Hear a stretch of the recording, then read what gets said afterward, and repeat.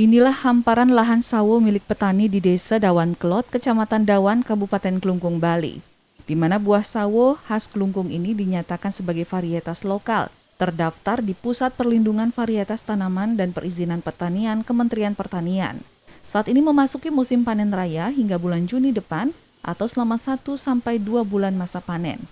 Untuk proses panen pun membutuhkan kehati-hatian dan ketelitian untuk mendapatkan buah yang benar-benar siap panen dan tidak terjatuh saat panen karena buah akan rusak dan tidak bisa dijual ke pasaran. Salah satu petani sawo, Niketut Wenten, menuturkan dalam kurun waktu 1 tahun biasanya ada 2 kali musim panen. Namun yang paling banyak buahnya pada panen raya di bulan Mei-Juni. Itu pun tergantung dari cuaca.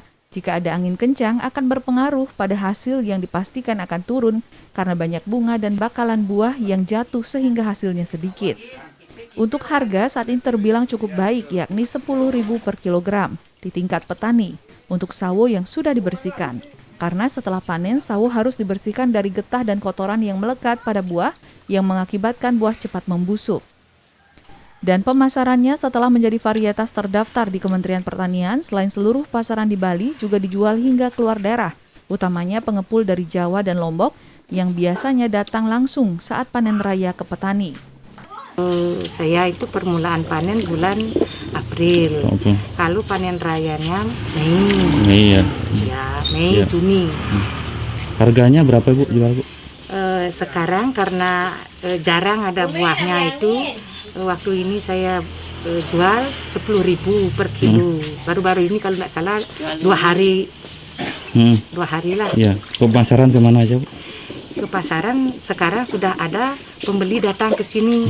Ada pengepul ya? Ya, sudah ada. Dikirim kemana biasanya? Biasanya kalau panen raya dari Jawa, dari Beleleng ke sini beli, ada pengepulnya di sini kirim ke Jawa, ada juga di Lombok, ada khusus untuk di sini aja.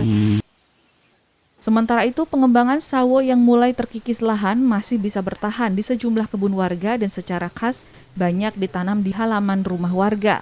Dan hal ini menurut perbekal atau Kepala Desa Dawan Kelot, Inengah Suardita, sangat membantu perekonomian warga setempat, utamanya untuk kebutuhan sehari-hari mereka mampu tercukupi dari hasil sawo walaupun hanya ada beberapa pohon di halaman rumah saja.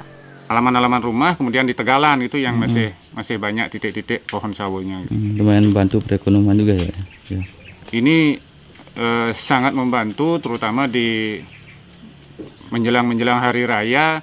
Jadi bisa diandalkan lah ketimbang mereka harus beli buah import atau buah-buah yang dari daerah lain. Jadi lumayan bisa mengurangi pengeluaran dalam rangka hari raya. Pemasaran biasanya kemana aja Pak? Yang Pak ketahui? Kalau pemasaran ada yang lokal Klungkung, ada yang sampai ke pasar Badung, kemudian pasar-pasar lain di wilayah Bali, bahkan sekarang ada yang sudah sampai keluar daerah, ada sampai ke Jawa, ke Lombok.